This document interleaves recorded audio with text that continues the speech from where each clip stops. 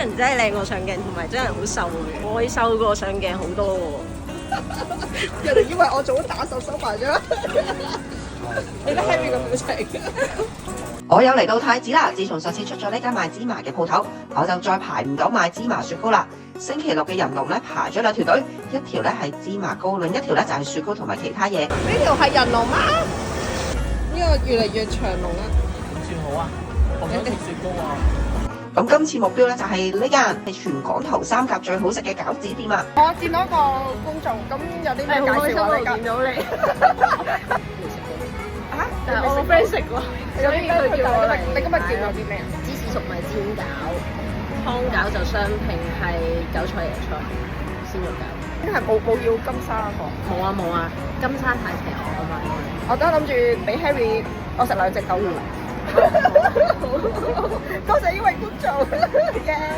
出面好似好多人，但係就冇想象中等得咁耐。我哋等咗15分鐘咧就有位啦。呢度嘅湯餃咧就配上椰子海帶鮮雞豬骨湯，我真係成碗飲晒㗎。而湯餃咧就試咗麻辣豬肉，真係好好食。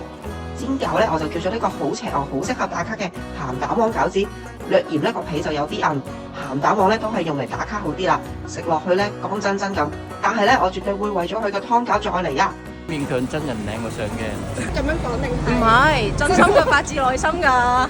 真人真係靚過上鏡同埋瘦。咩面啊？好遠喎！哇！你真人靚好多喎。上鏡都 OK。